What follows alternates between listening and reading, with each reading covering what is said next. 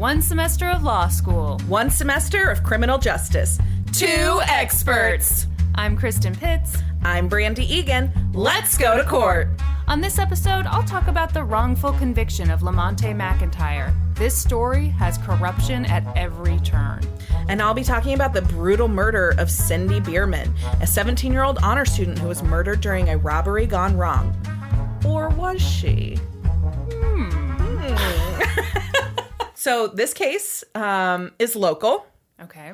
My dad told me about it, and I didn't know anything about it. And so it was actually, because of when it happened, it was a little bit difficult to find stuff on it. So like I just told you before we started recording, I had to like online microfiche the shit out of this. Like read back editions of the Salina Journal and stuff like that. So did you feel like you were in a movie montage? I've only seen people do that in movie montages. I did. No, that is really cool. I'm glad. Okay.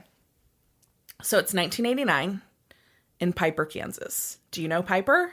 Really small town, right? So it's actually a part of Kansas City, Kansas. It's considered like a neighborhood of Kansas City, Kansas, but they have their own school district. It was once like an unincorporated, it was its own town. And then, I mean, years and years ago, it was incorporated into Kansas City, Kansas. Annexed so to correct what I just said, I know nothing about Piper, That's Kansas. correct. Yes. It is the area basically where the Legends is. It's just north of the Legends. So okay, yeah. You've been, I'm sure. And for people who aren't from around here, yes. It's like an outlet mall in Kansas City, Kansas. Okay. So 1989, Piper, Kansas. Notable person from Piper is Eric Stonestreet. He graduated from Piper High. Yeah. So okay. yes. He graduated there, I think, in 87. So right around the same time. Okay. February 19th, 1989, 3:11 a.m., Wyandotte County Sheriff's Dispatch. I need to stop putting that fucking word in my episodes because I can't say it right. And you know what? I can never help you out in the editing because here's what you and I have a tendency to do, which is a totally normal human thing. You know, you say something, and let's say you put the emphasis on the wrong syllable. Yes. So then when you correct it, you say it like dispatch, yes. and then you can't just leave that in. You sound like a fucking idiot. Exactly. Yes. Okay, so 3:11 a.m. Wyandotte County 911 Center. Is there another word for that? No. No. Not on this podcast. Receives a call from 21-year-old Shari Bierman. Shari says she's just returned home after a night out, and she believes her house has been broken into and that someone may still be in the house. Oh, shit. The dispatcher tells her to leave the house immediately. Oddly enough, can say dispatcher just fine. I don't know what that's about. I don't know either, man.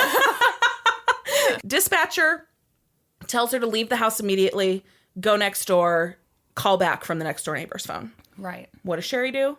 Not fucking listen. No. Yeah. 30 seconds later, Shari calls back the 911 phone center and says that she's gone upstairs in the house and she has found her sister laying on the floor and there's blood everywhere. Oh my God. Officers arrive at the scene at 3:20. As officers approach the house, Shari rips open the front door and grabs an officer and pulls him into the house. Mm-hmm. And she is hysterical. She told the officers that someone had killed her sister and that she believed the suspects may still be in the house. So police search the house. They find the body of Shari's sister, Syndi, upstairs in her bedroom. No one else is in the house. Mm-hmm. Portions of the house had been ransacked and several items are missing. Bierman, who was recently divorced, lived with her two sons, ages 1 and 3, in the finished basement of her parents' home. Her parents and her sister Syndi. Okay, let me just preface this by saying this girl's name is spelled Syndi. So my brain, that's this asking happened for trouble. when I was reading through this, practicing it, I was like, I'm gonna fucking say Syndi every time I see that. Her name is Syndi, and if I call her Syndi, I apologize. You know what I do sometimes? Just change the spelling. Yeah. I thought about doing that. Who's gonna know? No, exactly. Okay, so her parents and her sister, Syndi, live upstairs. Okay. Syndi was described as a blonde-haired, blue-eyed, 17-year-old bundle of energy with a smile that could light up a room. As a young child, Syndi was always busy with something. Dance lessons, competitive swimming, diving, softball, reading, piano lessons, and playing the trumpet and flute. Good grief. Yes. When she was in junior high school, Syndi played in the band, played basketball and volleyball, and was a cheerleader. In high school, she was a yearbook photographer, played softball and volleyball, and was on the drill team. Syndi was an honor roll student who had been admitted at KU and was looking forward to college. Mm-hmm. Obviously, she never made it there. Yeah. So Shari, Syndi's sister, tells the police that she left the home at 11 o'clock and returned at 3 a.m. and discovered the burglary. Fuck, I'm having problems today. I want it to be a burglary.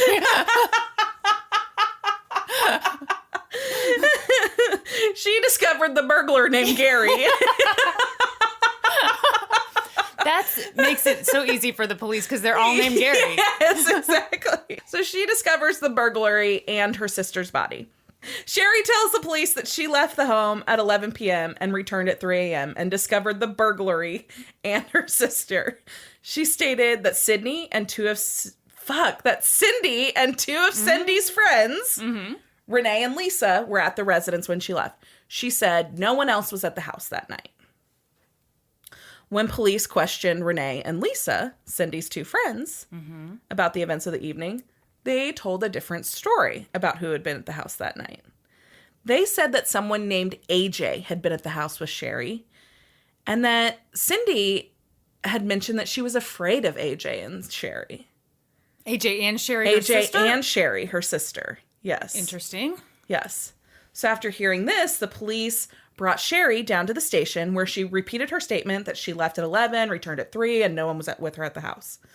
When confronted with the fact that other people knew that someone had been at the home with her that evening, she eventually admitted that Joseph Hernandez and Archie A.J. Owens were at the house with her and that they all left at 11 p.m. She said Hernandez and Owens would not do anything like stealing property or kill her sister. She said that out of the blue, unprompted. Yep. Normal. Sure thing. Normal right? stuff. So great. Just a couple of normal guys, right? Nothing to worry about here. Hey, Brandi, I just want to say totally casually, I'm not going to murder you. Yes, you're right. Now, why are you sweating like that? Right, yes.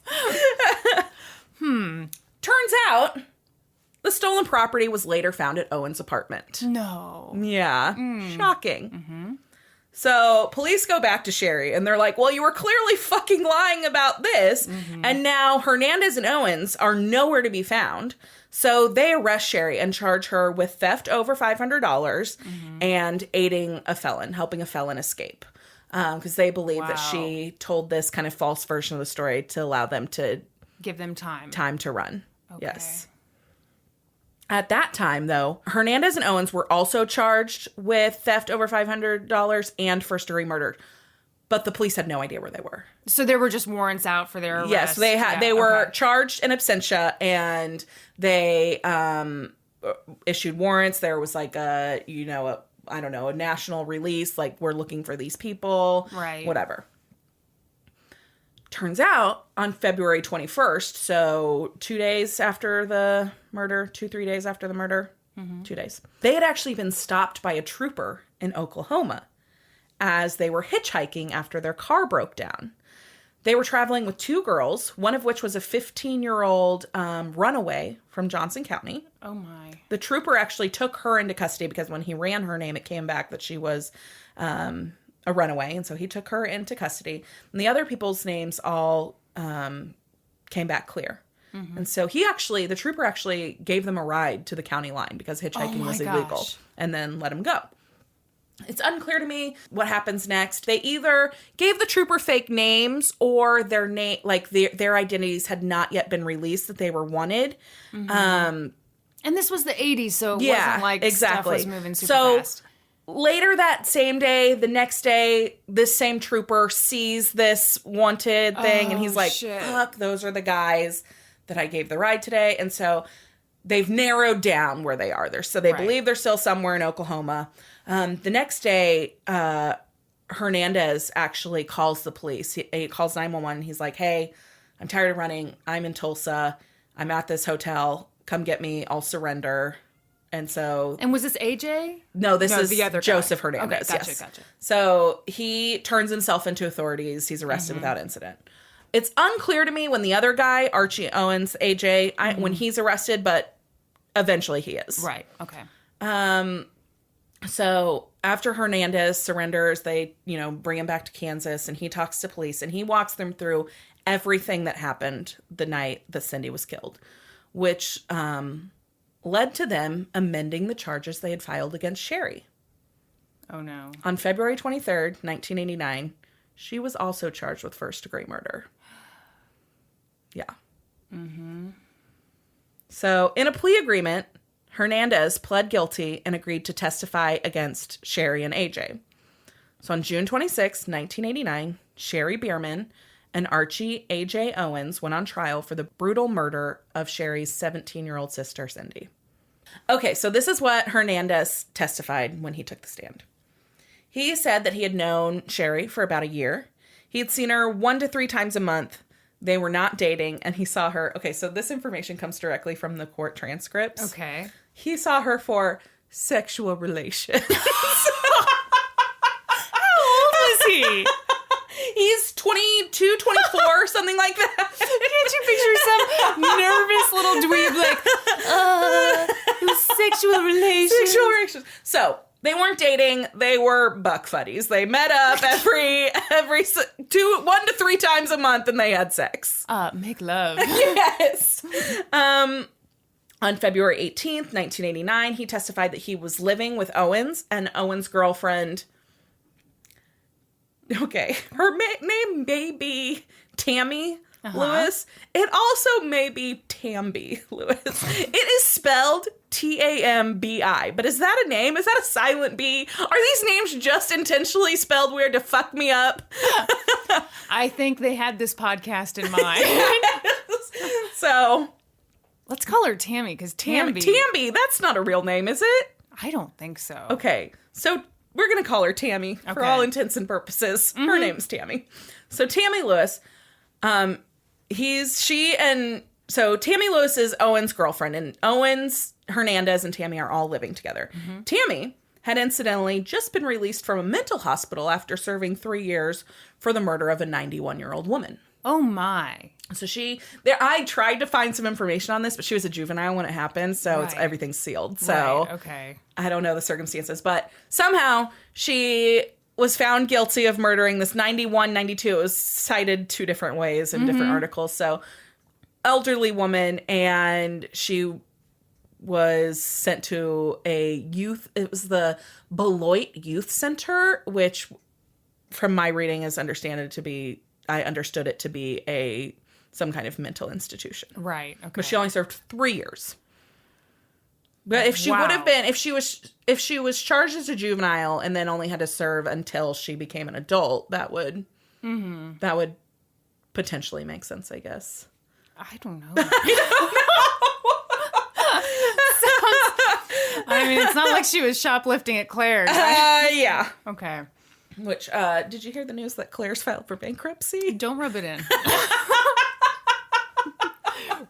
We bought so much stuff there back in the day. Oh my gosh. So much crap. Stuff. And I remember I was always pissed when the bracelets would break immediately, like in the mall food court. I was always surprised. Couldn't believe my $7 investment never paid off. Okay. So the 3 of them are living in an apartment together. So on the day of the murder, Hernandez called Bierman between 5 and 5:30, and they agreed to see each other. So Owens gave Hernandez a ride over to Bierman's house in Lewis's car, in Tammy's car. Okay. They stopped on the way and called Bierman to make sure it was okay if Owens came along, and she's like, yeah, whatever, that's fine. Right. So they arrive at the Bierman home at approximately 6:30, and after 20 to 25 minutes, the 3 of them, Owens, Hernandez, and Bierman, all got in the car with Bierman's 2 children and drop them off at the babysitter. Okay. After they drop the kids off, they drive around for a while, and then the 3 return to Shari's house. They parked in the garage and then entered the basement apartment. Syndi's car and 2 other cars were at the house. So Bierman used the phone in the basement as an intercom and called upstairs to her sister Syndi to see who was there. But Hernandez testified that Bierman did not want Syndi to know that she had 2 guys in the house with her. Okay. And so she was kind of weird about it. Okay. So after she calls and finds out who's in the house, Hernandez testifies that then they have 3-way bondage sex in the basement. Whoa. Yes. Afterward, Hernandez and Owens suggested that they steal things from Bierman's parents' house, and Bierman said, that's fine, do whatever you want. What? Yes. Hernandez admitted that he and Owens had talked earlier about stealing from the house. So it was like when they were driving over, they're like, oh, wouldn't it be great? Because it was a pretty nice house, I guess. They had nice stuff. I mean, it was 1989. They had a computer. I mean, the bondage threesome wasn't enough. Wasn't enough. They wanted to do the bondage threesome and then steal stuff from the house. I've never felt so lame in my entire life. So shortly before midnight, Owens, Hernandez, and Bierman left the Bierman home. So they drove Lewis's car. So they drove the girlfriend's car back to the apartment. Mm-hmm. And then they leave in Shari's car and go pick up the kids from the babysitter. I'm guessing that the babysitter was like, I'll watch them till midnight, and that's it. So they go pick the kids up from the babysitter. They bring them back to the apartment where Owens and Hernandez live, drop them off there while Tammy, the recently released convicted murderer, and the 15-year-old runaway are at this apartment. So the kids, these are the babysitters. Those are the new babysitters. Good God. Yes. And then they get back in the car, Owens, Hernandez, and Bierman, and go back to the Bierman house. Oh my gosh. On the way, Hernandez testifies that Bierman directed them to a construction site to pick up 2x4s in case they had to knock someone out. Because their plan is now to go back to the house and steal stuff. With the anticipation that it'll probably go badly. Yes. Bierman said that it would only be her sister at home, that her parents were out and they would still be out. She figured that Syndi's friends had left, and so if they were just quiet, they wouldn't steal wake her everything up. You want. Yeah, you could just take what you want and leave. Upon arriving, Hernandez tried to go downstairs while Owens and Bierman went upstairs. The basement door was locked, so Hernandez just followed Owens and Bierman upstairs. Well, and I'm guessing she didn't want them stealing her stuff. I'm guessing. I'm guessing. Which is like classic dumb thing. Yeah. Oh no, Mom and Dad, someone robbed our house. Yeah. They didn't take any of my stuff. Basement. Yeah. Hernandez and Owens each had a 2x4. By Hernandez's testimony, Bierman did not have one at this time. Okay. Yes. I mean, I know I'm picking on a weird thing here, but doesn't that sound like the fucking dumbest thing? I mean, trying to quietly sneak through a house while you're carrying a 2x4? Yes. Come on. Yeah. So, okay, this next piece of testimony is weird to me, and it presents some questions, I feel like, later. Okay. So, Hernandez testifies that Bierman stomped on the stairs on their way upstairs in an effort to make noise. He said that they were outside Syndi's bedroom. The bedroom door was open, and Syndi began to wake up and asked who was there. Hernandez hit Syndi 2 or 3 times with the 2x4, and then Owens hit her 3 or 4 more times with his 2x4. Owens' 2x4 had nails in it. Oh, God. Syndi rolled off the bed and began screaming. Hernandez pushed a pillow over her face, and Owens hit her on the head. And then Hernandez was like, according to him, was like, fuck it, I'm out of here. I'm going to go steal some stuff. So he left the room, according to his testimony. What a good guy. He just, yes, he was like, you know what? I was in it for beating this woman up, but now it's too much. Yes. Yeah. Hernandez testified that he heard Owens tell Bierman to get her, and then he heard that Bierman yell, "You fucking bitch." Then he heard a thump. Owens told Bierman to get some knives. Bierman left and then came back with 2 knives from downstairs. Hernandez denied cutting or stabbing Syndi or being present while anyone cut or stabbed her. 4 kitchen-type butcher knives were introduced as exhibits by the state, and blood was on the knife found on the floor in Syndi's bedroom and on the knife that was found under the dining room table. The blood could have been Syndi's or Bierman's, but the analysis excluded Owens' blood as well as that of Hernandez. So there was blood on the knife, but it was either Syndi or Shari's. It wasn't either Owens or Hernandez. Gotcha. Hernandez then testified that he had kicked open the locked basement door and unplugged the computer and printer while Bierman was still upstairs. Hernandez, Owens, and Bierman took a computer, printer, VCR, camera, 2 watches, tapes, a mirror, and $60. Hernandez identified the stolen property recovered from Owens' apartment. He said all 3 helped load it in the car, and then they took it and the 2x4s with them. Bierman, Owens, and Hernandez moved the stolen property and the 2x4s into Owens' apartment. Lewis, so Tammy, Riley, Tina, the 15-year-old runaway, and then Bierman's children were there at the apartment when they got back. Hernandez went to a downstairs apartment where it was like, they were friendly with the downstairs neighbor. This woman, Tina Buck, was down there, and she... So he went down to that apartment and he asked Tina Buck and then some other girl who was there how to get blood off of his shoes. Are you kidding me? Bierman was down there with him, told him to shut up and come back upstairs. Hernandez told her to go home and call the police and say that the house had been robbed, that she'd just come home and found a robbery. Bierman left with her children. And he stated in his testimony that he never threatened Bierman, and the last thing Bierman said when she left was, "I'll talk to you later."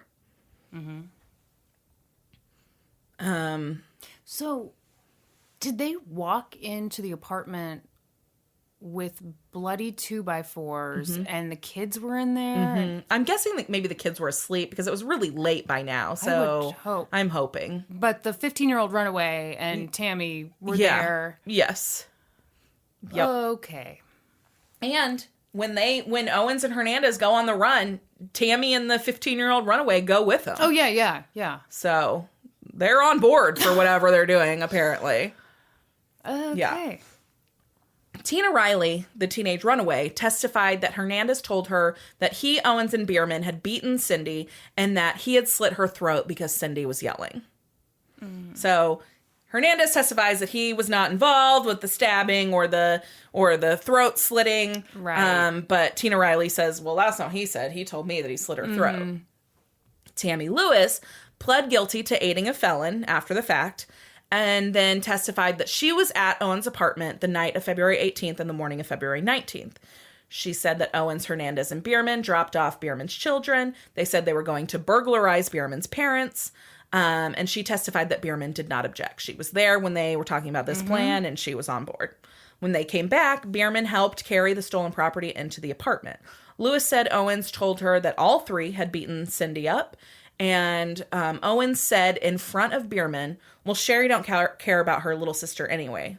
And Bierman replied, I hate that little bitch. Sounds like it. Yeah, sure does.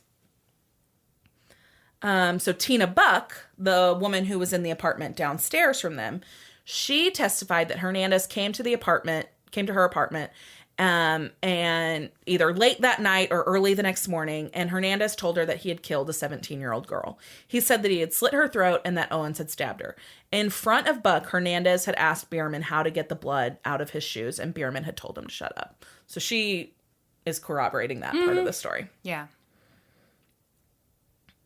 Next, Shari Bierman took the stand in her own defense.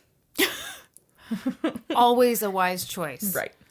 And she told a little different version of that night's events. Okay. So Shari testifies that Hernandez and Owens came to her house Saturday, February 18th at 7 p.m. They took her children to a babysitter, and then Owens, Hernandez, and Bierman ultimately returned to her house. They went directly to her basement bedroom. Syndi, Lisa, and Renee were upstairs. Bierman stated that she, Owens, and Hernandez left around 11:30 p.m., and that they drove over to Owens' apartment. Bierman and Hernandez then went and picked up her children in her car, and then after picking them up, brought them back over to Owens' apartment. So far, her version of the events, same. Shari testified that she left her children at Owens' apartment with Lewis and Riley, and then that the three of them, Owens, Hernandez, and Bierman, returned to the Bierman house. They went downstairs to her bedroom. Owens left the room, and Bierman and Hernandez had sex. So Bierman denies having three-way bondage sex. However, Owens' chain belt was found in Shari's room. So if he left the room while the sex is going on, what's his belt doing on the floor in there? You know, when you leave a room and you just leave an article of clothing behind.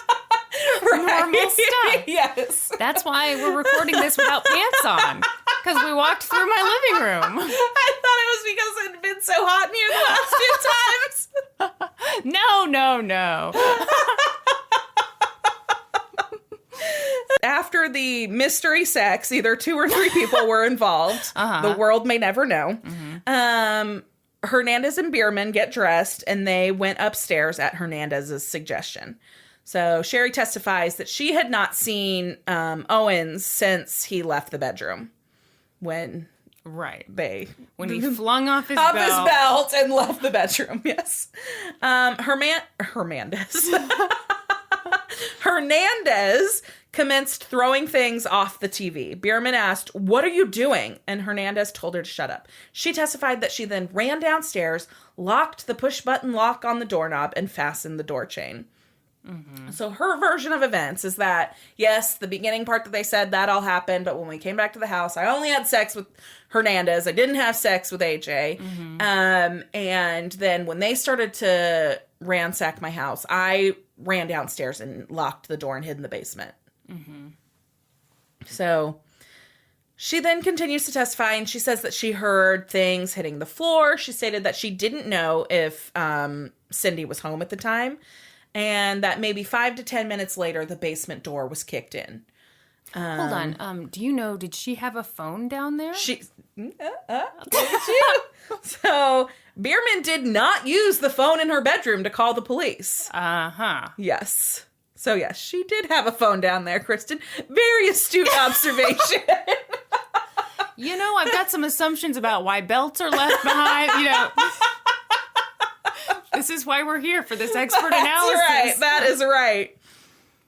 So she's hiding in the basement. She's scared for her life. She doesn't know what's going on upstairs. Maybe her sister's up there, maybe not. But she has access to a phone and an exit, it sounds like, because they have been coming and going in and out of this basement without anybody else seeing them. So, but she's just hiding down there for... If only there was like a 3-digit number she could have called in that situation. Right, exactly. Damn. So after the basement doors kicked in, Hernandez comes down and he says, "Let's go, do what I say, or I'm going to do it to you." Whatever that means. Bierman testifies that she was scared. Hernandez put the computer in the car, and other items from the Bierman home were already there. At this point, they drive back to Owen's apartment, and as she stated on the stand, was that she went back there because she had to get her babies. She picked up her children, and then she denied helping unload the stolen property. Hernandez told her to call police, report a burglary. God damn. Report Gary. Yeah, I am not putting the word burglary or dispatch in any more of these episodes. From now on, when you're researching a case, if someone gets robbed, it's too bad. It's too bad. I can't cover that story. People who are in it for the murder alone. Yes. So he tells her to call police, report a burglary, and not tell who did it. Bierman testifies that she left Owen's apartment at approximately 2 or 2:30 a.m. with her children in her car, and she drove around trying to calm down before going home. She then, when she returned home, used the kitchen phone to call 911 to report the burglary. At that time, she said she was not aware that anything other than a burglary had taken place.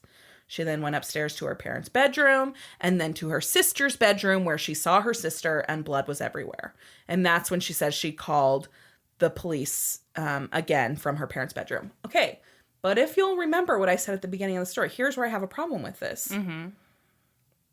She called the police, said that she had just come home, she believed the place had been robbed, and maybe there was still someone in the house. Right. And they told her, leave the house, go next door, call the police back. But she called them 30 seconds later saying she'd found her sister's body.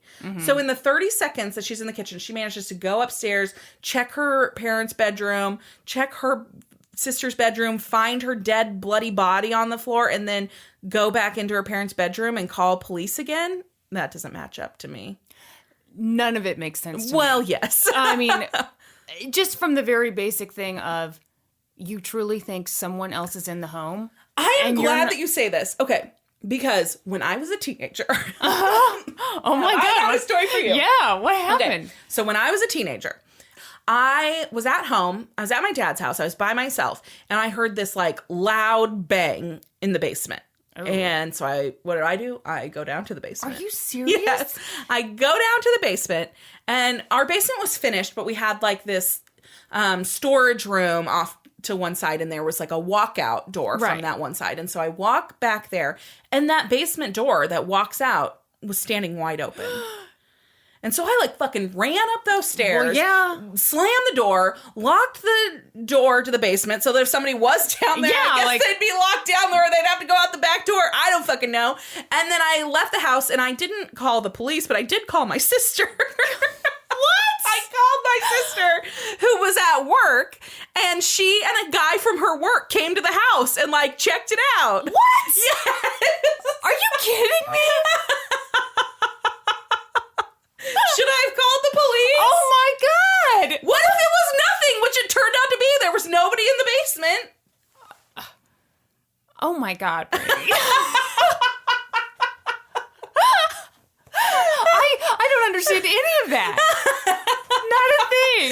So you would not have gone down to the basement at all? No. You would have just called the police? Okay, well, hold on. Let me try to put myself in your shoes. And I'm trying to think of times when I've been in really sketchy situations. See, I've never been in anything like that before. Well, it turns out it wasn't that sketchy of a situation. No. Nothing was going on, but the back door was standing open. But when it seems sketchy. Yes. Yeah, when anything seems sketchy, I always have my dog with me. Yeah. She seems very ferocious. She does seem that but way. I don't. The diabetes slows her down. Although, if we have any potential robbers listening to this, she doesn't have diabetes. She's doing great. You do not want to mess with this 9-year-old dog. No, She is a beast. Yeah. I feel like a lot of people are like, oh, I don't want to trouble the police. I feel like I would trouble the police. Mm-hmm. Yes. And especially, so you're talking about your sister Casey, right? Yeah. I feel like especially if I were in her shoes and Kyla called me and was like, oh my gosh, something's going on. I wouldn't be like, wait there. They told me to get out of the house. Well, I waited outside of the house for them to come. Sure. Yeah, I feel like I'd be like, time to call the police. It turns out what probably happened is that basement door wasn't latched properly. Right. And so a wind gust or something had come and the door had swung open and then slammed against the wall. Right. And that's what the big thump was, but could have been a murderer. Honestly, it sounds like the beginning of every horror movie ever. The cute 17-year-old girl is like, oh, I hear something terrible from downstairs. Were you wearing just a tank top going down the stairs? No, I had a turtleneck on. Okay. Snow pants. That's what ensured your survival. Yes.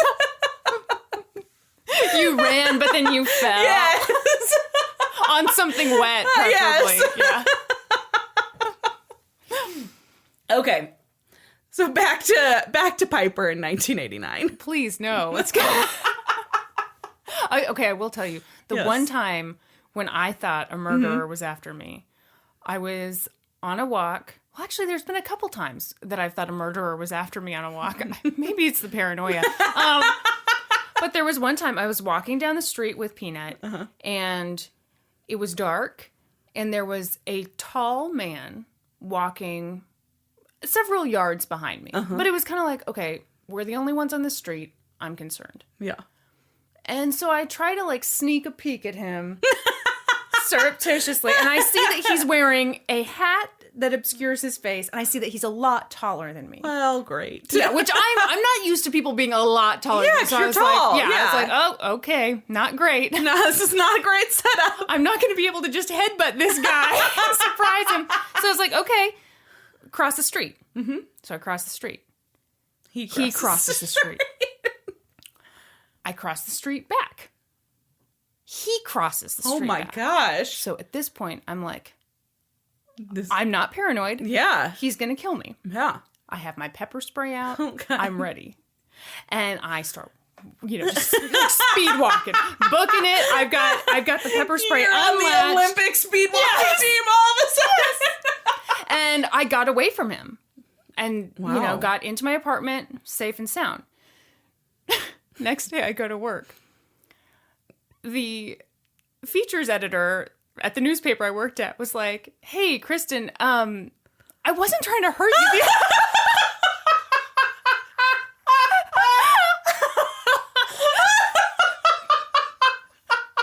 He was this really tall guy, the nicest guy, like super Christian, sweet man with a family, and he was just trying to say hi. And I was like, not today. Not today. You try to say hello to me at like amazing. 9 o'clock at night, I will pepper spray. That's amazing. So I lived to tell the tale. Yes. Clearly, I barely made it out of there alive. Oh my gosh, that's amazing. Well, now we know how we handle crisis. I underreact and you overreact. I blow it up. I'm like, death is near. Death is near. Oh, God. Okay. So now we're back to Shari on the stand here in court. And she says, I was hiding in the basement. They forced me, whatever. I get back to the house. I call the police, whatever.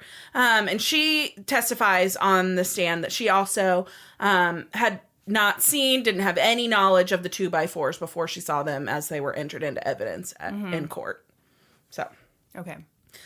Okay, so she's telling one version. Wait, I'm sorry. Yes. I was just nodding along like an idiot. She's saying she had no idea about the 2x4s? 2x4. She says even though they were in the car? She says she's never seen them before, did not tell them to get them from a construction site. Yeah, she has no knowledge of these 2x4s until she saw them in evidence in court. Bullshit. Yeah. Okay. So here's the problem with her version of the thing, of events. Of everything? Well, she's the only one fucking telling that version. You got, 5 other people over here who are like, no, this is how it happened. Uh-huh. So now there's going to be some evidence that's going to be totally backs her up, right? No, ma'am. What? Yes. You're kidding. So the coroner and the pathologist who performed the autopsy testify. Mm-hmm. Dr. Alan Hancock, the Wyandotte County coroner, he went to the Bierman residence shortly after Syndi's body was discovered. He testified at trial that there were wounds to Syndi's hands and arms, which appeared to be defensive, and that her throat, and that her throat was slit and after she had been beaten and when she was in deep, profound shock. Oh. So it was one of the last things that was done to her. Dr. Hancock concluded that the entire episode probably took several minutes to occur. Oh. So this wasn't like a real quick thing. Then the pathologist who conducted the autopsy, Dr. Philip Van Thulenar. That sounds completely made up. Thulllenar. Thulenar. This sounds like an episode of Seinfeld where George Costanza is like making up a name for himself. Yes. This is his Art Vandelay. Yes. Okay, so Dr. Van Thulenar, he testified that there were many wounds on Syndi's hand and neck. Her cheekbone was fractured, and the bone above her eye was fractured and displaced. Van Thulenar identified a faint oval bruise on Syndi's right forehead. The bruise had a number of... Her right forehead? Sorry. Not her left forehead. You know, everybody's got two foreheads. On the right side of her forehead. Do you like that better? Hey, I don't know what kind of crazy head she had. I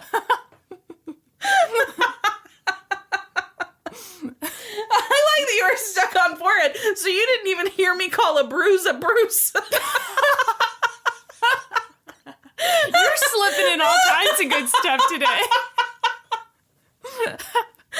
Okay, so the bruise on her right forehead had a number of evenly spaced cross marks. It was typical of a shoe mark. Van Thulenar stated that the bruise was probably from the sole of a woman's shoe. Yeah, so the two guys have 2x4s and the sister has a shoe. Yeah. Yep. So she, like, stood on her sister's head, basically, is what that says. Ugh. There were 7 superficial wounds on the left side of Syndi's neck. A wound on the right side of her neck cut the carotid artery and the jugular vein. Ugh. Stab wounds were identified on each side of Syndi's abdomen. Van Thulenar determined that the amount of blood and the tissue from the head wounds were... Oh, I'm sorry. I put the emphasis on that wrong. Van Thulenar determined from the amount of blood in the tissues that the head wounds were inflicted first, then the neck wounds, followed by the wounds to the abdomen. The cause of death was loss of blood. Ugh. So she bled out. Poor girl. Yeah. What a horrible way to die. Mm-hmm. So the jury found both Shari Bierman and Archie Owens guilty, and they were sentenced to life in prison. Shari was actually sentenced to 15 years to life, and I don't know about a minimum on Archie Owens. I couldn't find that info. I think 15 years to life sounds like super fucking low. Yeah, I agree. So there must have been some part of Shari's version of events that left some kind of question about her willingness to participate.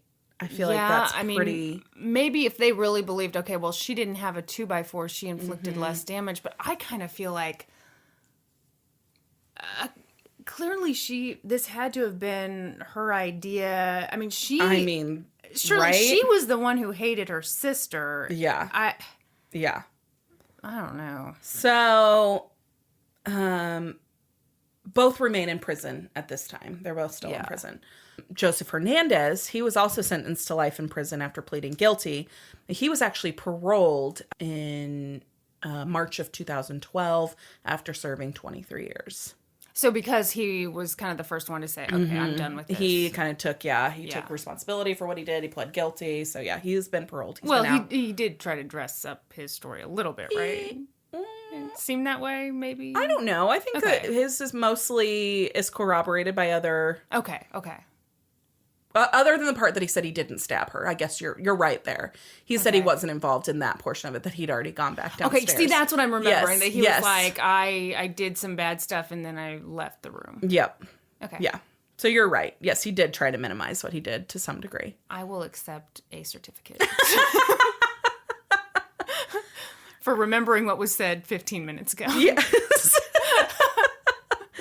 After the trial, the girl's mother, Barbara Bierman, read a statement to the press over the telephone. She said, "The pain of our losses is deep and raw. Before we can even begin to heal, the publicity must stop so we can deal with our feelings privately and reconstruct our lives as positively as possible. We appreciate the care and concern shown to us by the community and the Kansas City area as a whole. There are many caring people in the world, and we have gained strength from our faith and the love that has surrounded us from family, friends, and strangers." Wow. Yeah. It's a pretty powerful sentiment. And they're pretty... I've read some stuff about the parents, and I'll go into it a little bit more here in a minute. But they were deeply religious. Okay. And so I think that a lot of that, their belief, their strength comes from that. But they seem like very strong people. Yeah. That would just be horrible. Yeah. So let's talk about motive. Yeah, what the hell? Was it just a robbery gone wrong? No. It has been widely reported that there was a lot of jealousy going on in the home. So Shari was actually the Biermans' adopted daughter. Okay. And Syndi was their biological daughter. And she was this rock star who was doing all this great stuff. Yes, and yes. She wasn't living in the and basement. So Shari was very jealous of Syndi and believed that she was treated very differently by her parents, that they loved her more because she was their, biological child. Here's my thoughts on that. You've got the younger sister, Syndi, who's this, like you just said, this rock star. She's an honor student. She's going to college. She's doing all these extracurricular events. She's involved in her church. And then you've got their other daughter, biological or not, who is divorced, is, I don't know, having random sex with men, and maybe is not living her best life. So maybe it's not that her parents are treating them differently. Maybe it's that she wasn't living the life that they thought that she should live. Yeah. And even if they did treat them differently. Yeah. Yeah, I think it probably has very little to do with their origins. Yeah. And probably more to do with their life decisions. Yeah. And even if it didn't, you don't get to kill your sister. That's what I'm saying. Yes. Like, I have a pretty fantastic sister. Yeah. I don't get to do bad stuff to her. Yes. I have 3 great sisters, and have we always gotten along? No. Have I ever thought about murdering them? Never once. Not seriously, anyway. Pretty terrible. So now they're, I assume, raising the grandkids, right? Yes. So the Bierman sisters, their parents, Barbara and Leonard Bierman, they actually became active members of the Kansas City chapter of Parents of Murdered Children. Wow. Parents of Murdered Children is a group that makes a difference through ongoing emotional support, education, prevention, advocacy, and awareness. They have become very involved with that. They do lots of events with that. And then they also have said that yes, the grandchildren have been kind of the light of their life, but it's also painful because of where they come from, because of who their mother is. So I just wanted to kind of close with this quote from Barbara, the girl's mother. And she said, this was in an article that I read that talked about just the Parents of Murdered Children group in general. She said, people don't know what to say to a mother who is the parent of both the victim and the killer. No matter what, they were both our daughters. It's been a double-edged sword. You deal with this situation the best you can. Yeah. Wow. Yeah. Oh, those poor parents. Yeah. Yeah. Yeah, because what the hell do you say? Yeah. It's hard enough just when someone loses somebody. Absolutely. To know what to say. Yeah. Wow. Yeah. That was a crazy one. It was pretty crazy. And so sad. Really, really sad. But she's obviously been in prison for more than 15 years. So, yes, this is interesting. So she actually has gotten another conviction since she's been in prison. So I was reading about her a little bit. And like I said, this is this isn't a huge, famous case. Right, this was a little bit difficult to find information on. But I looked at some, prison records for Shari Bierman. So cool. Yes. Okay. And she got a conviction, another felony conviction for some kind of contraband scheme. So I don't know the specifics of it, but I know I read a little bit about it. And it looks like she was running this kind of or she was involved. I don't know that she was running it, but she was involved with this contraband for sexual favors thing that was going on with some guards in prison. God. Yes. So this guard that was kind of doing it, it really came to light, and I didn't write any of this down, so... So don't question it. Yes, this is all, I have a photographic memory, and all of this is 100% accurate. Okay, great.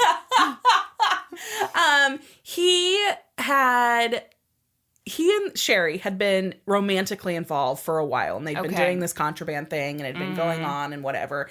And then somehow somebody got wind of it, that she was involved, and she ended up getting this conviction. And so he cooled it on her, and she was this jilted ex-lover now. She's pissed.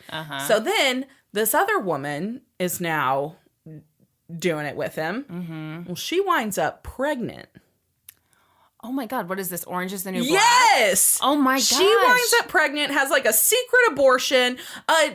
They try and sneak in the abortion pill into prison for her to take it. First they sneak in Plan B and it doesn't work. And so then they try and sneak in this abortion pill and it doesn't work. And so now she needs a full-on abortion. And Shari, from what I understand, writes this anonymous letter and is hey, this is who's involved. But it wasn't that anonymous because, how do you write an anonymous letter in prison anyway? So yeah, exactly. They trace it back to her, and the whole thing blew up, and it turned into it was a whole ring. Wow. Yes.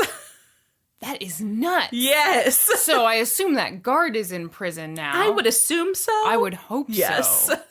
Wow. Yeah.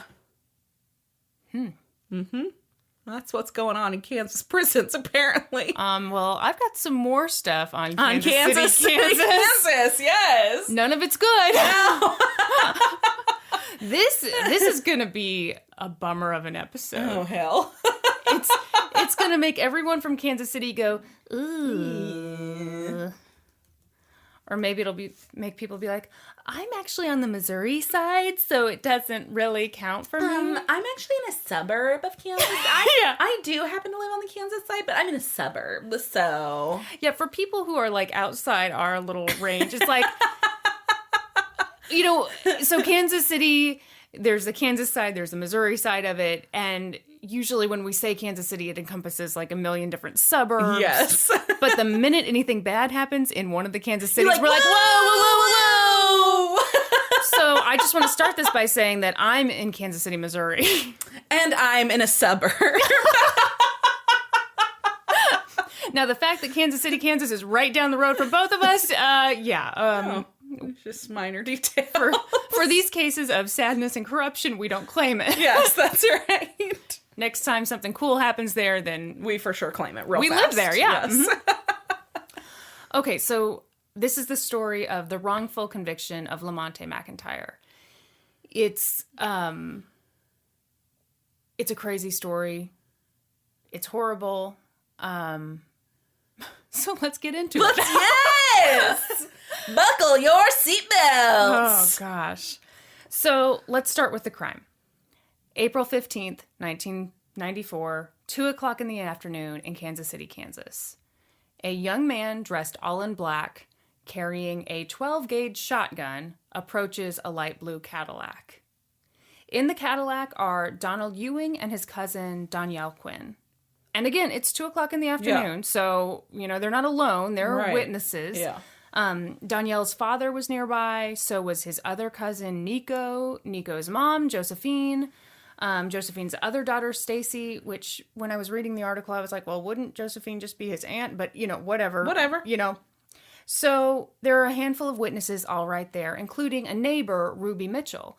And she sees this guy with the gun, and she immediately recognizes him. She's like, oh, that's Lamonte. He's that guy who hangs out with my niece sometimes. And she's so sure that it's this Lamonte guy that she almost calls out to him. But then, he approaches the car, shoots 4 times into it, kills both of the men in the car. And, sounds horrible. It is horrible. Danielle's dad was right there. He ran over to the car, was doing anything he could to try to get into his dying son. He tried to break through a window with the butt of a wine bottle, just to be there. Yeah. So horrible, horrible crime. The killer runs back the way he came. Mm-hmm. So, Ruby Mitchell ends up telling police, hey, I think the shooter was this Lamonte guy who used to hang out with my niece. He was about 5'6". Mm-hmm. He had his hair in French braids. Mm-hmm. I don't think that. Now here's the thing. The article said French braids, which I'm assuming surely there wouldn't have been. I trust that she must have said French braids, but I have never seen a man wear French braids. Surely she meant cornrows. I'm sure she meant cornrows. Because I hear French braids and I think like 11-year-old girl on a horse, with just the 2 braids going down the back. But at any rate, she at some point told police that he had French braids. They have bows in the end. You'd think that would make him really easy to catch. A man with French braids. Oh, God. Now, I should just jump in.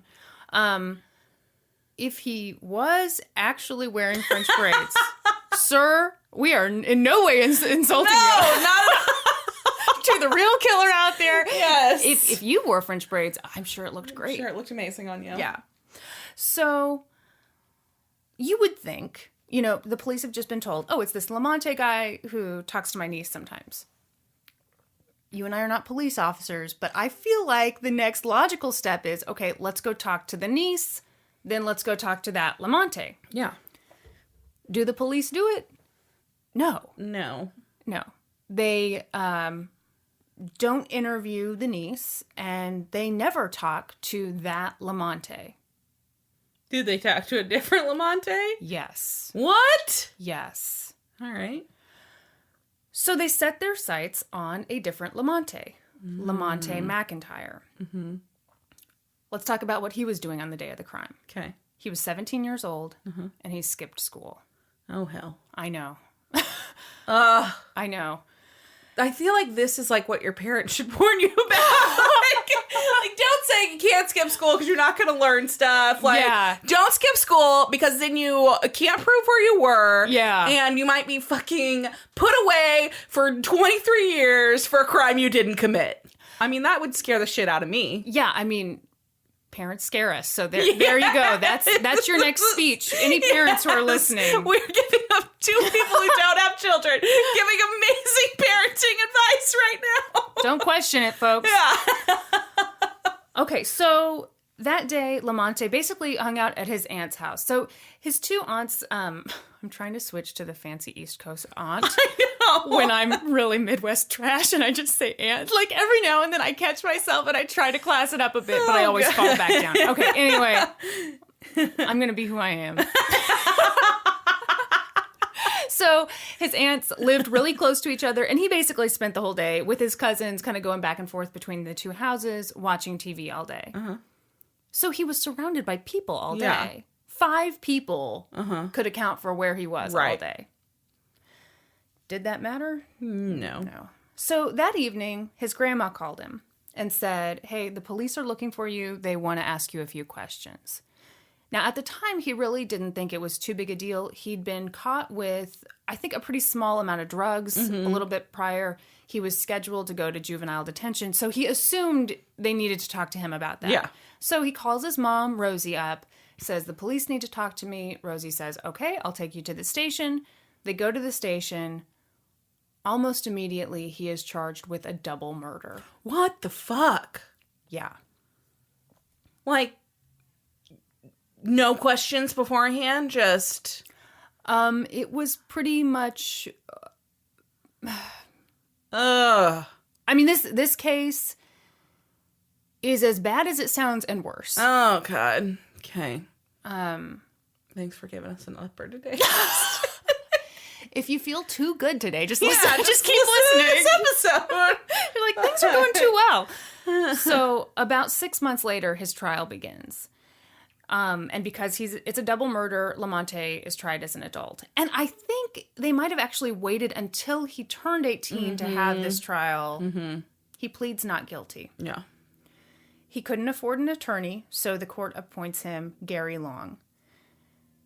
Here's what Lamonte did not know about his new lawyer, Gary Long. Mm-hmm. 2 years prior, and I'm quoting from this amazing Kansas City Star article by Eric Adler that you should read. It said, hold on, let me read it real fast. We're going to have 20 minutes of silence. It's a long article. We could pause the recording. We're not going to. No, certainly not. So the article says, the Kansas Supreme Court informally admonished Long for failing to diligently pursue a client's discrimination action. What? Yeah. So that had happened 2 years prior, this informal admonishment, which... So he's getting like... Yeah. Like the C-team lawyer. I think that sounds like a compliment to me. I read informally admonished and I was like, what the hell does that even mean? Yeah. All I know is the next time I fuck up royally, I would like to be informally admonished because it sounds like nothing. Yeah. Well, and we're talking about fucking up with somebody's lawsuit, somebody's court case. Mm-hmm. That's impacting their entire fucking life. Oh, it gets worse. Oh, God. Ready for more on this guy? No. You thought that was like his one mistake as a lawyer? Okay, let's see. Here's another thing. So that happened 2 years earlier. During the time that Lamonte was his client, Gary Long was on 2 years of supervised probation for failing to competently and diligently handle the cases of 3 other clients. Oh my gosh. Okay, first of all, I don't even know how to phrase this. Okay, people who cannot afford a lawyer deserve more than this. They don't get, the shitty lawyer that can't work anymore because no one will hire him. That's not what you get. You're supposed to get an equal level of attorney provided for you. Yeah, you're supposed to get an effective attorney. Supposed to. I'm loving your reaction to this because when I was reading this, there was like a white hot fire shooting out of me. And I had to walk away multiple times. I mean, everything about this is so incredibly unfair and infuriating. Yeah. And man, if the justice system were a person, you'd want to punch it in the face. So I've told you a little bit about this attorney. I could go on, but I'm just going to give you... I can't handle it, Kristin. Okay. So I'm just going to give you the big thing. This guy was disbarred in 1998. Okay, wait, how does that work? It basically is like, you are so bad that they're like, you can no longer have your law license. We're taking it away. But then how does was he disbarred in one state, but he still gets to be a lawyer in another state? How does that work? So I believe you are disbarred state by state. I don't think it's like a... Yeah. I'm going to be honest. I have no fucking clue. But I really do think it's like... You're the law expert? Yeah, my one semester... my one semester of law school. Why didn't they cover everything? They should have known I was going to drop out. They should have been like, we need to cram everything in there. One semester. So I believe it was just like he was licensed to practice in Kansas. Kansas took it away. Don't worry, though. He got his license back in 2015. In case you're looking for an attorney. So yeah. The one negative thing that Lamonte did know about his attorney was that Gary Long had never worked a double murder. But Lamonte wasn't worried. He was innocent. He had an alibi. 5 people could attest to where he was all day. we've learned from past cases that does not matter. Speaking of past cases, I'm going to read you a quote. You tell me who this reminds you of. Here's a quote from Lamonte. "I wasn't really scared or worried. I was innocent. I thought the truth will come out and everything will be okay." That's almost exactly what Damien Eccles said. Yeah. Almost exactly. When I read that, I was just like, oh my God. Yeah. Damien Eccles from West Memphis 3 that you covered a few weeks ago. Yes. I mean, I think he was 18 too. Yeah, he was. Yeah. So yeah. I just wonder if like being young enough and you think, well, I'm clearly innocent of this. Yeah, there's no way that they could convict me of something that I did not do. That's not the way the justice system works. Okay. So my stomach is like in a knot right now over this. Yeah. Yeah. It's a horrible. It's horrible. So the trial begins. Lamonte has his lawyer, Gary Long, who at that moment is under supervised probation.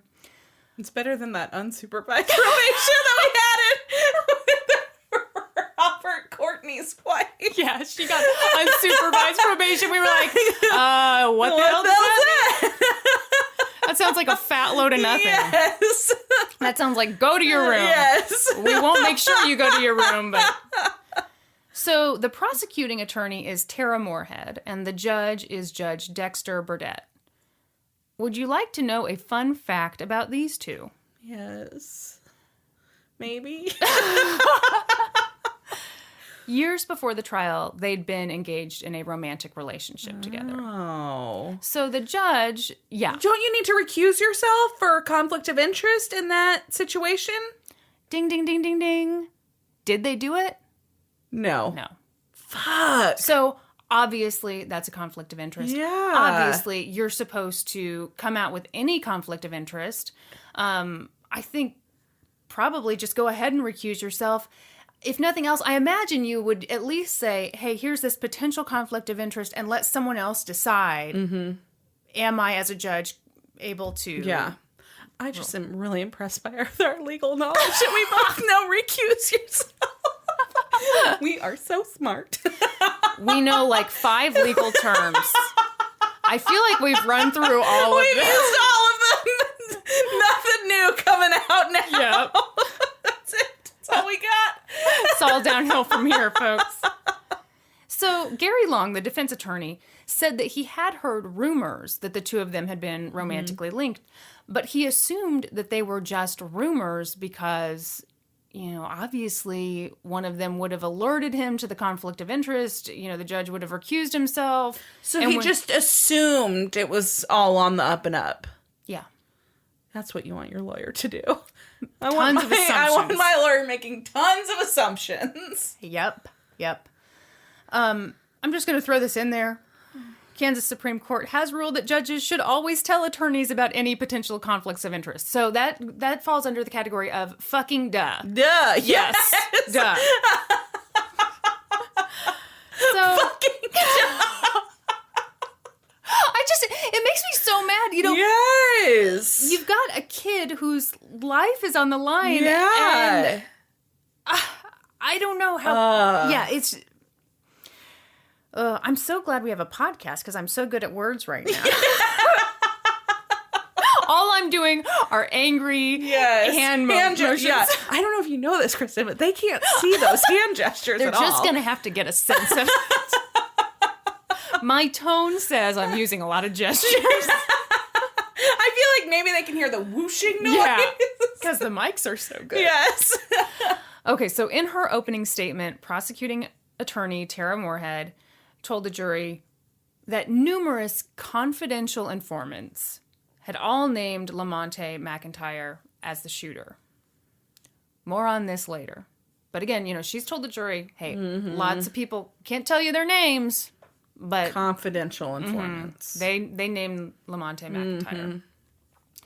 Then she presented the physical evidence that they had against him. So I'm just going to read you a list of all the physical evidence they had against Lamonte McIntyre. I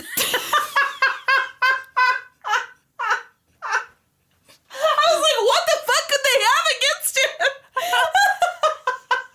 They had nothing! They had nothing!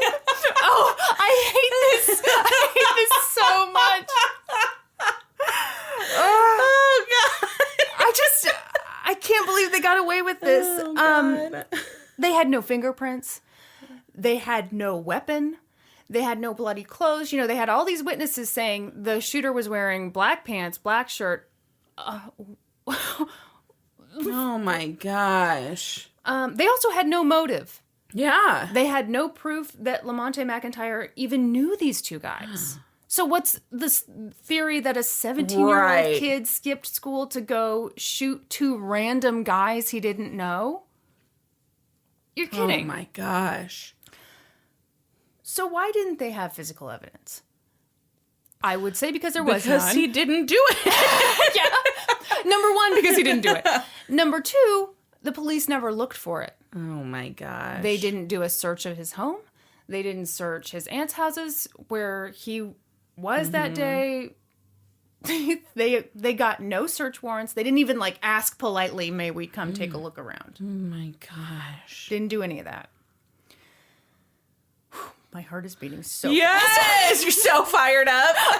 Just like, ugh. So the prosecution called two eyewitnesses. And this is what it all really came down to, these two eyewitnesses. One of the eyewitnesses was Nico Quinn, Danielle's cousin. She'd seen the gunman. After Lamonte McIntyre was arrested, the lead detective on the case, Roger Golubski, came to her with a photo array. There were 5 photos, oddly enough, and keep this in your hat for later. Okay. In this photo array of 5 people is Lamonte, Lamonte's brother, and Lamonte's first cousin. What? Yeah. Pretty odd, huh? Yeah. Yeah, we're going to find out more on that later. Oh, God. So she looks at the photos. She says, I don't know. A week later, she called Detective Golubski and said, okay, it was number 3. And number 3 was Lamonte McIntyre.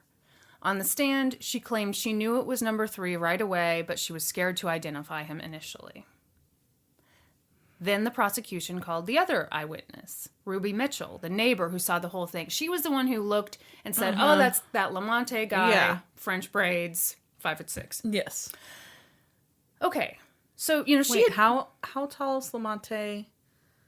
Not 5'6". He's tall. Oh he's almost 6 feet tall. Oh my gosh. And goes without saying, no French braids, nor no cornrows, whatever you want to call it. So they presented her with a photo lineup, and she identified the shooter as guy number 3, Lamonte McIntyre. Mm-hmm. So again, originally Ruby Mitchell was referring to a different Lamonte. That Lamonte was out of town at the time of the murder. So I just want to throw that out there so that we aren't thinking it's this other Lamonte. Yeah. Yeah. All Lamontes have had a rough time with this. We don't need him in trouble for this. So nonetheless, even though she had thought it was this other Lamonte, when she was on the witness stand, Ruby Mitchell said that Lamonte McIntyre was the one who she saw committing the crimes. Oh, God. Peanut's fired up about this, too.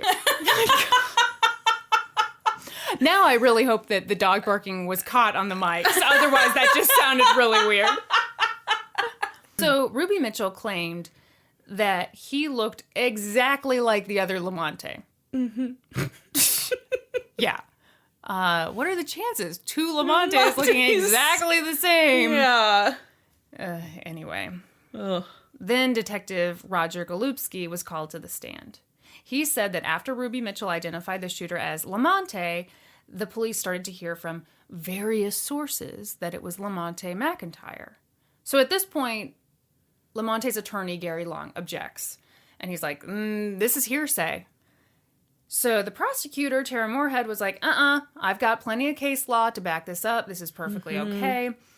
The 2 of them started to argue. The judge told the jury to leave for a little bit. And eventually the judge is like, okay, Detective Golubski can continue to use the term various sources or whatever. He can continue to talk about this as long as he's vague. And then he kind of turns to Gary Long and he's like, but remember, you can always cross-examine this witness. And Gary Long is like, nah. What? Yeah. Yeah. Oh my God. Yeah. So this kid didn't have a chance. No, he didn't have a fucking chance. I'm so upset right now. You're gonna get so much more upset. Oh, God. Yeah, because... Kristin, if you make me cry. I made myself cry many times shit. while I was researching this. It's just such a sad story. And like, you know, even this stuff I've told you now, you know, it's still clearly a very flimsy case.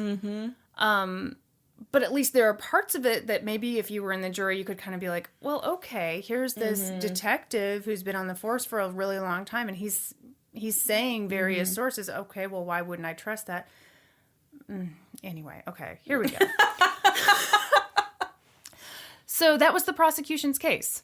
No physical evidence, 2 eyewitnesses. So the defense argued, of course, that Lamonte had an alibi. His 5 family members had been with him all day.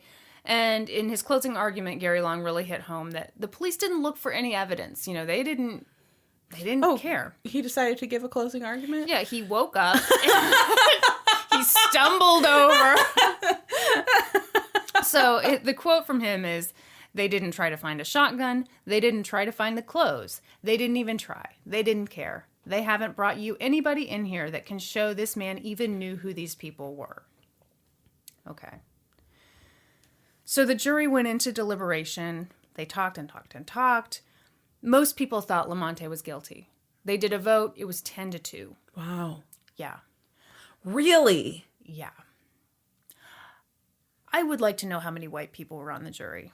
Yeah. Also, how many assholes? I don't know. I don't know. Could we have a Venn diagram? Yes.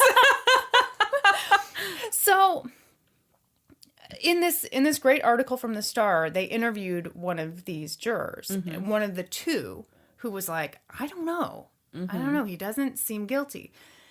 Gary Lauber was one of the jurors.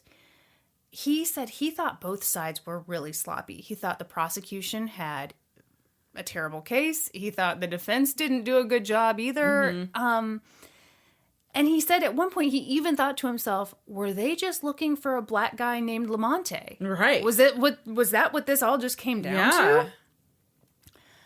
Eventually he decided Lamonte was probably guilty, but the evidence they had on him just wasn't very strong. Which, in our legal system, it's reasonable doubt beyond a reasonable doubt. Exactly. Yeah, it's not just, oh, they probably caught him. Yeah.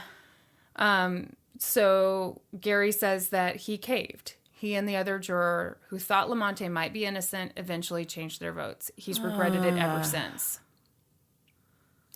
And I didn't write this part down, but I believe the article said that he eventually, not that long afterward, called the prosecuting attorney up because he was feeling guilty and kind of asked her, and she was like, don't worry, we had plenty of evidence. All of that evidence they had. We just didn't want to show it to you guys. Yeah. So they found Lamonte McIntyre guilty of both murders. He was sentenced to 2 life sentences. And it seems like he was shocked. Yeah. Yeah, the seriousness hit him very fast, and it immediately became clear that once they've got you, they've got you. That said, a lot of people stood by him. His family stood by him. They knew that he didn't do this. Well, he was with them. He was with a lot of them, but also it just didn't make sense. Yeah. 2 guys he didn't know. Yeah. No motive. Yeah. His mom, Rosie McIntyre, was his strongest supporter. But it wasn't just his family who supported him. Sandra Newsom, who was Danielle Quinn's mother, so the victim, she knew they had the wrong guy. She absolutely knew it. Oh my gosh. This is the part that makes me cry. I'm like welling up right now. I know. So she gave this interview to the Star. In it, she uses the N-word. I'm not going to do that, but I want to read you the quote anyway. She's talking about why this matters so much to her that Lamonte be freed. Mm-hmm. She said, he's somebody's son. He's somebody's son. He belongs to somebody. So that's enough. You don't just put a blank in jail because you found one. He belongs to somebody. His mother has a right to justice. Oh my God. I know. I know. This is fucking terrible. It's awful. It's awful. Oh my god. Do you want a Kleenex? Yes, please. Oh my gosh. I mean, fuck. Oh. That quote made me cry 4 times yesterday. Just because you think of having your son murdered. I know, this is somebody who had their son murdered. And she's like, no, this isn't the right person. And you're doing something horrible to somebody else. Yeah. Yeah. And on top of all that, it's not just like, oops, we tried to find the right guy and we messed up. No, you didn't even try. Yeah. Yeah. And she knew there was racism involved. So it's like, it's everything. Yeah. It's everything piling up on her. So Sandra and Rosie actually became friends over the years. And Sandra vowed that she would not visit her son's grave until Lamonte was released. Oh my God. Yeah. So over the years, Lamonte maintained his innocence. He made multiple attempts to reverse the conviction. In 1996, he asked for a new trial based on newly discovered evidence. That was denied. 1997, he filed a motion saying that he'd had ineffective counsel at his trial. Judge Burdett, who was the judge at the original trial, said, no, basically, you didn't have a great attorney. You didn't have a terrible attorney. No, he had a terrible attorney. Yeah. And we don't promise you a great one. We don't promise you a bad one. We promise you an effective one. I think you had an effective one. Goodbye. Oh my gosh. At this point, I just want to point out that in the course of this, Lamonte ended up being represented by 2 lawyers who were eventually disbarred. Oh my gosh. Yeah. The second was Mark Sashes. I don't know how to pronounce that, but, anyway. I'm just going to say his name. I have this anger, and I'm like, you know what? We're putting you out there too, buddy. Put the name out there. Yeah. So he's getting shot down at every turn. He's trying to get some justice from the justice system, and that's not happening at all. And to make matters worse, people had a pretty good idea of who actually committed the crime. Really? Yes. Yes. It was not some big secret. Yes. Oh my gosh. So Danielle Quinn and Donald Ewing, the 2 victims, did have drug problems. The day they were shot, they had a crack pipe in the car with them. And I wish I had a list of good things to say about them too, because anyway, they had some drug problems. So using the magical powers of common sense, a lot of people thought, hey, maybe this was a drug-related killing. Maybe it wasn't just some random 17-year-old kid coming up and shooting 2 grown men to death. He didn't know. Yeah. What a fucking concept. Yeah. So he's in prison for this crime that no one thinks he does, and that he did. And then on top of that, people kind of have a pretty good idea of who actually did it. But the years keep passing by, and it does not look good for Lamonte. Then, around 2009, there's a glimmer of hope. Centurion Ministries, which is a nonprofit out of New Jersey that works to free wrongly convicted people, teamed up with Kansas City attorney and total rock star Cheryl Pilot to look at Lamonte McIntyre's case. So Cheryl Pilot is very involved with the Midwest Innocence Project and has been for a long time. I went to church with her, so I know her. Oh, gosh. It's very important that I insert myself into this. No, I think this is so exciting that there are people who work to make the justice system work. Yeah. Because clearly it wasn't working for this guy or his family or the victim's parents. I mean, it was working for no one. So she has a very impressive track record, I imagine, in everything she does, but specifically in fighting to exonerate wrongfully convicted people. Okay, so Cheryl Pilot and Centurion Ministries worked on this case for years. Now, you and I are both very impatient people. And that's all I could think about this whole time. No way. The investigation took 7 years. So Lamonte is sitting in prison. And by the way, they started in 2009. So he's been in there for a really long time. So after this 7-year investigation, they wrote a motion for exoneration. Here's what they found out during the investigation. you think you're mad now. Get ready. So the first thing I've already told you about because I couldn't resist. The former romantic relationship between the prosecuting attorney and the judge. Then they started looking at Roger Golubski, the former lead detective. You know, he's the one everybody kind of trusted when he said, oh, confidential informants. Yeah. Okay. So they uncovered some really disturbing stuff about him. And I want to just start by saying he was on the police force in Kansas City, Kansas for 35 years, retired as a captain. I just burped. It was a reaction to him. It's not because I'm gross. So I'm going to read 2 quotes from the Kansas City Star article. This first is from a retired FBI agent named Alan Generick. He was investigating corruption in Kansas City, Kansas. And apparently when you investigate corruption in KCK, Roger Golubski's name comes up quite a bit. Here's what Alan said about Golubski. As my investigation uncovered, he used the authority of his position to extort sexual favors from black females. These women complied with his demands because they knew they would be arrested if they said no. The women were powerless, and Golubski exploited them. Here's another one. This one's from a retired KCK police officer who worked with Golubski. She said, Golubski made no secret of his activities. Golubski also used his prostitutes as his informants. Once he had leverage or control over them, he could use that to obtain information for his cases from them. Emphasis on the wrong syllable. Let me start that quote again. Golubski made no secret of his activities. Golubski also used his prostitutes as his informants. Once he had leverage or control over them, he could use that to obtain information for his cases from them, whether that information was true or not. Yeah. This guy's a giant dog turd. Yeah, that's an insult to dog turds. Yeah, I have no words. Yeah.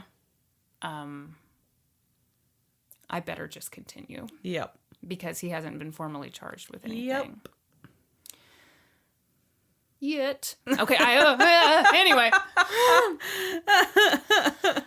In a 2016 affidavit, a former homicide detective with the KCK Police Department analyzed Golubski's work on this case. So, as part of their investigation, they had this KCK police officer or detective go over the thing like, hey, in your professional opinion, what do you think of the job he did on this case?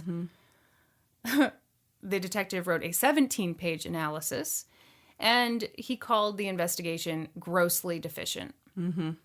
He essentially said there was very little investigation actually done here, and when it was done poorly and not in accordance with police practices. Oh my gosh. Yeah. He basically said this case was a big deal. It was a double murder. Yeah. You needed more evidence and information to back up these 2 eyewitness accounts. Yeah. Yeah. Speaking of the eyewitnesses, turns out there's a lot more there, too. Okay. So let's start with Nico Quinn, who was Danielle's cousin. She was the one who initially didn't ID Lamonte in that photo array, but later called Golubski up and was like, yeah, it was number 3. Here's what she has since said in the affidavits. As soon as she got to court that day, she saw Lamonte and knew he was not the shooter. He was too tall, and his ears were too big. AKA Does that really hit home with you? Kristin Pitt story.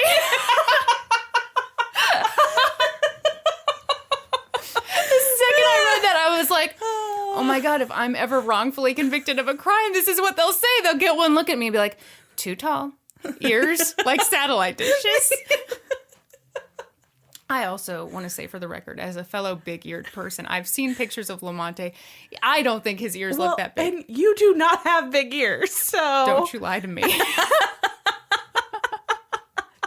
I also want to say for the record, Brandi likes to lie to me about the size of my ears. She's like, oh, what? Oh, no, they're fine. They're normal. Then the other day, she was doing my hair. I had my head back, getting it washed. And then when I sat up, she starts cracking up. Why? I don't know. I hadn't said anything funny. Nothing had happened. Then she's like, oh, like a kiddie pool's worth of water fell out of your ear. Clearly, the evidence shows that my ears are big. They aren't big. Anyway, hopefully... They're the perfect size for your giant head. Thank you so much. I really mean it from the bottom of my heart.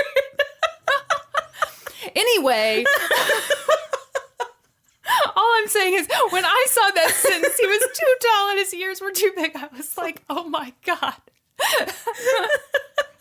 I can relate. Poor Lamonte. Poor Kristin. So Nico Quinn says when she went to Tara Moorhead, the prosecuting attorney, because, it's not like she went there, saw Lamonte wasn't the real shooter, and then just shut up. She actually went to the prosecuting attorney and shared her concerns. Yeah. Twice. Yeah. She was like, you've got the wrong guy. Now, here's a quote from her affidavit. Ms. Moorhead dismissed my statement and told me that I could be held in contempt and go to jail and have my children taken away. Oh my fucking God. Yeah. Ugh. Yeah. So... No, you just go right along with this. It's, yeah. Oh. Horrible. This case is fucking horrible, Kristin. Yeah. And I mean... And I'm blaming it all on you.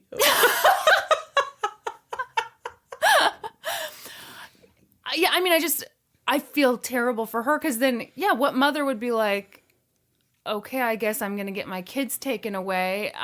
I don't know. It's horrible, horrible, That's horrible.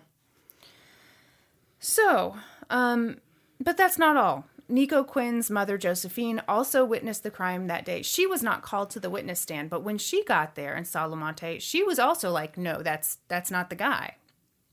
So she also took her concerns to the prosecution. This is what drives me fucking nuts, because it's not like a case where everyone did the wrong thing and everyone shut up and, nobody knew the real... There were people saying, like, no, this is wrong. This is not the person. Yes. People were doing what they should have done. And the people in power... Yeah. Okay, so she took her concerns to the prosecution. And here's what she said in her affidavit.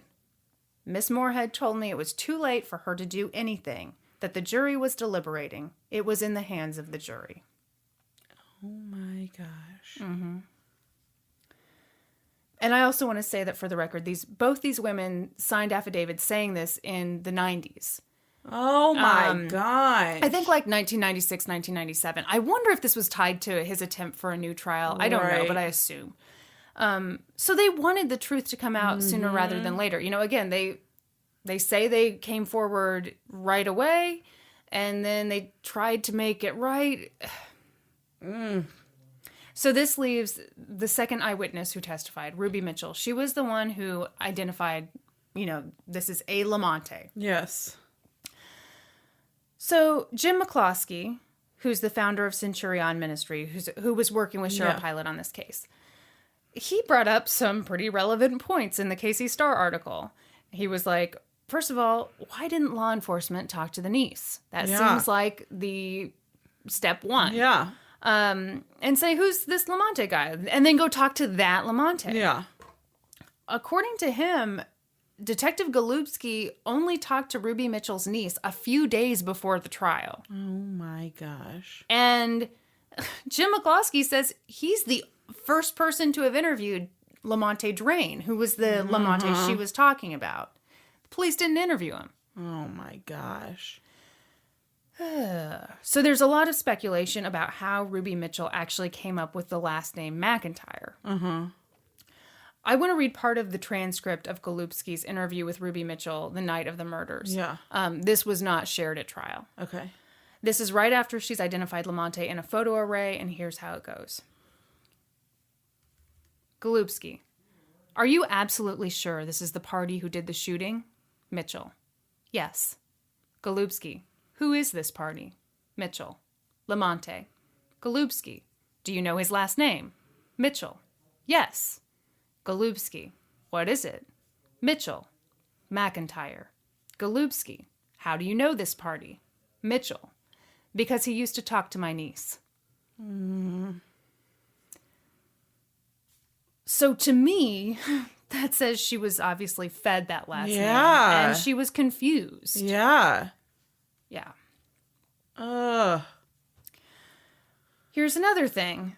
You look like a puddle right now. Ugh, this case is disgusting. Your shoulders are like as far down as I've ever seen them. Ugh. This is horrible. This is a comedy podcast. Why are you guys laughing? Can you tell? Are we all having fun? Yeah. Do we all want to move to KCK now? Oh, Lord.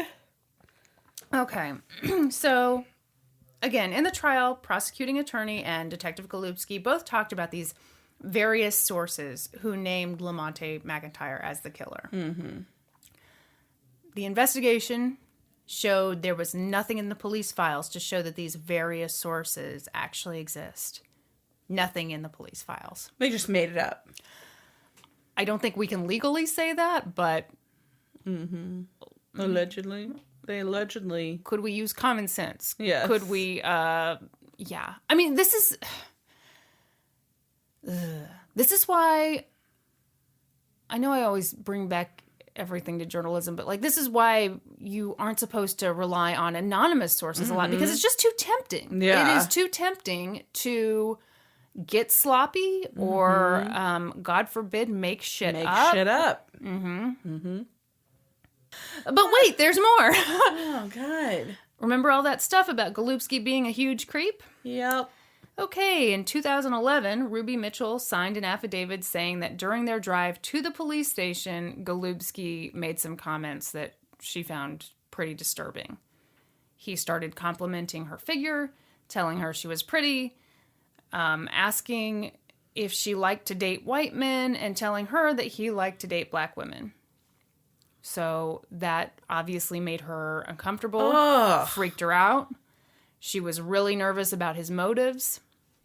She said she wondered, was he going to arrest me for solicitation? Was he going to try to offer me money for sex? You know, she was uncomfortable. Oh, my God. Yeah.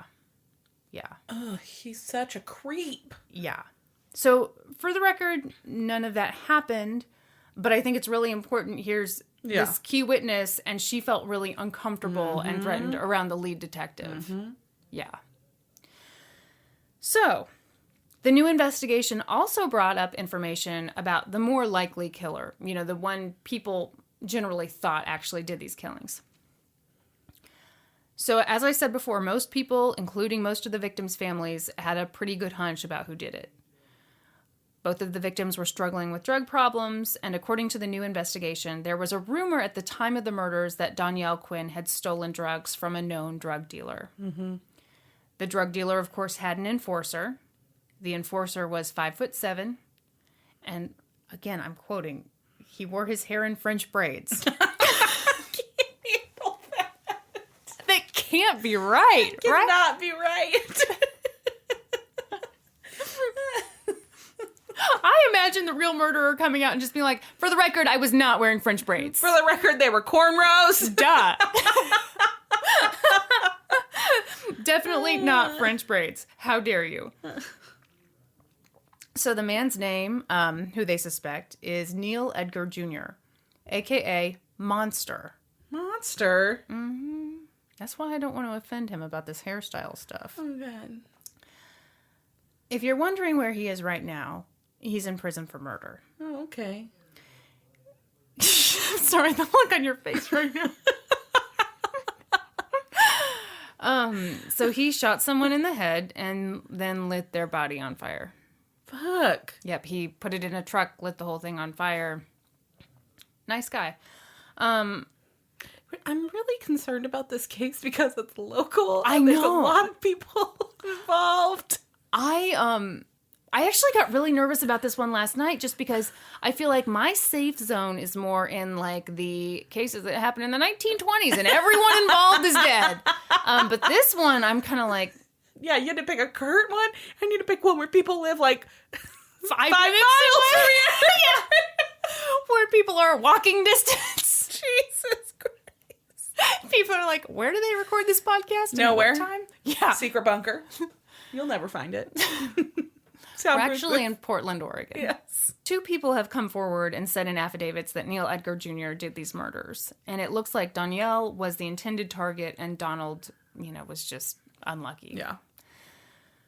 And I do want to say again, just because immediately after the murders, it's not like the victims' families were trying to be quiet about their loved ones' drug problems. It's not like they were. Yeah. So Danielle's father told Golubski, the detective, my son is not hanging out with good people. Mm-hmm. He said, bad people. So did they look into Leroy Brown?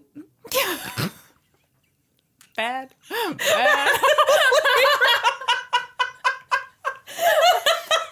man in the whole dang town. It's just so frustrating because to me, it does not sound like it would have been that hard to find the real killer. No. When everyone's being so honest with you. Yes. Oh my gosh.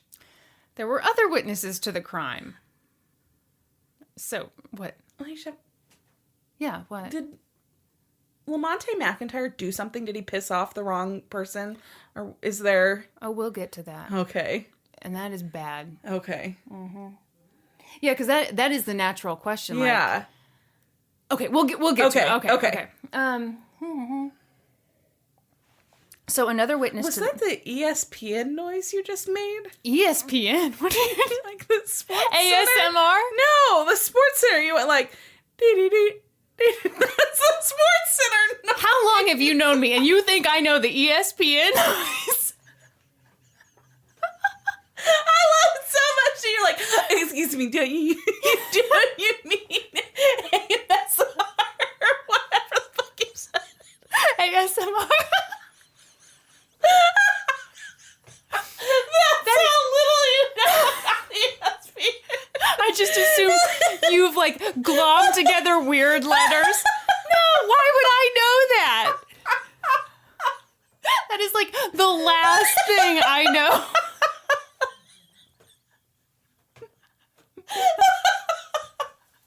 Under no circumstances have I ever made the ESPN noise. I'm pretty sure I've never heard it. Yes, you have. How? Okay, Okay, like now I've heard it? Listen, I'm not one of those cool girls who's like, let's watch the game. No. I'm always like, is this still on? What's it been? 4 hours? These guys haven't moved much. I don't get it. Oh, God. All that said, I love the show Dallas Cowboys Cheerleaders Making the Team. Jesus Christ. Norman is embarrassed for me. We're the only 2 people in this house, and he walks in on me watching that, and he's like, oh, my God. It's like he's like, God, couldn't you be watching porn? He regrets everything. It's like he's like, why did I marry this person? If I'd had any idea that she watched this stupid reality show. Oh my God. Oh God. I've seen every episode more than once. Oh no.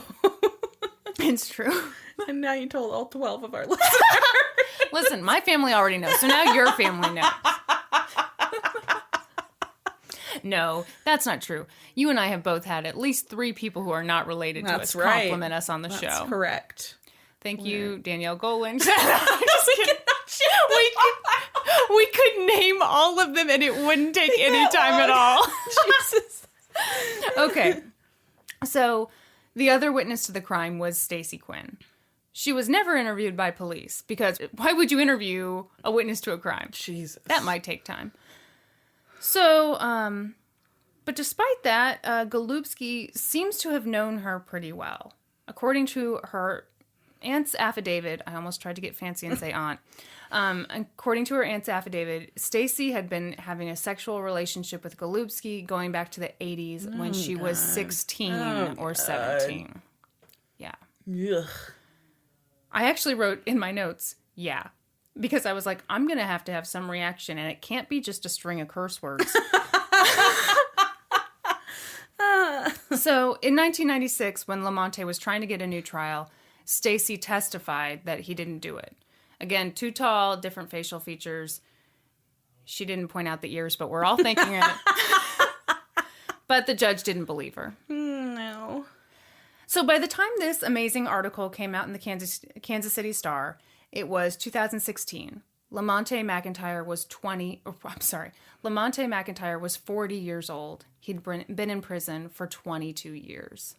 Cheryl Pilot had put forth an amended motion for exoneration. It was the culmination of 7 years worth of investigation. My gosh. Amazingly, Lamonte still had hope.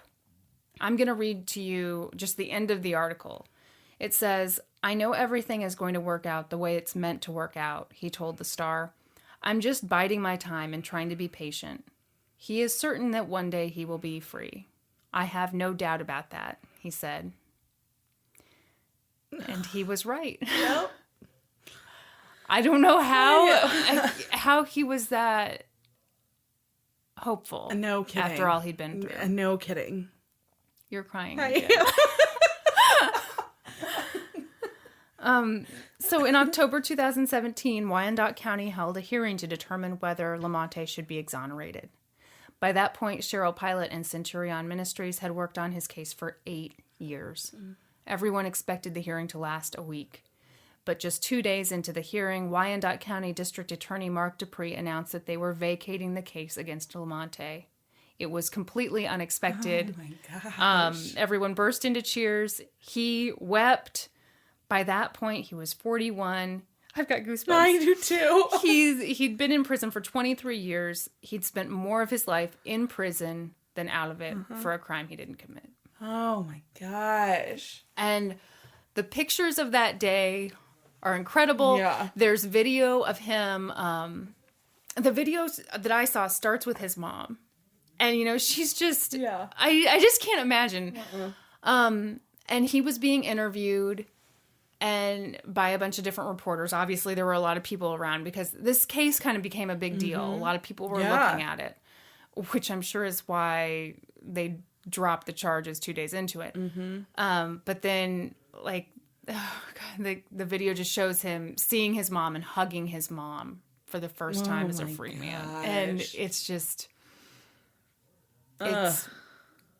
It's so sweet, and you know she supported him the whole time, never doubted him. Yeah. And so afterward he said, "I'm here thanking God. I'm thanking everybody who supported me and has been there for me. It feels good. I feel good. I'm happy." Poor Lamonte. Now I'm gonna bring us down again. Oh God. But then we're gonna do a Where Are They Now? And that's gonna be right. gonna be happier. All right. Can't take much more, Kristin. I can't take more of this comedy podcast. This is the worst fucking comedy podcast I've ever heard. We're gonna go in and rate ourselves. We're gonna be like, these two sucked. I came for the comedy. I ended up crying. I ended up crying and saying, "I'm never going to Kansas City, Kansas." So these are the two questions that always got me about this case. And it sounds like they're kind of the ones that tripped you up. Yeah. Which was like, okay, you know, did they really just try to go find a black guy named Lamonte? And if so, like, why? Why him? And then the bigger question is, of course, about this five-person photo array. Why did it contain Lamonte, Lamonte's brother, and his first cousin? Yeah. That's so weird. Yeah. Why? And apparently also, photo arrays usually have more photos than that. I didn't realize that, but I read that they're supposed to be more like 6 to 10. So you've got a super small group of photos, and 3 of them are from the same family. Yeah. It seems odd until you hear this story. Oh, God. So, in October 2017, this was just before he was released. Like I said, the investigation turned up a lot of information about Detective Golubski sexually exploiting black women. And it looks like Lamonte's mom, Rosie McIntyre, was one of them. She put forth in an affidavit that years before the murders, he forced her to perform oral sex and said he would arrest her and her boyfriend if she didn't do it. Oh my gosh. He told her, and of course, she did it. She didn't have a choice. He told her to come to the office, and that was where he forced her. She says another officer walked in on them while it was happening and just walked out. So it was like no big deal to them because it was probably happening all the fucking time. Yeah.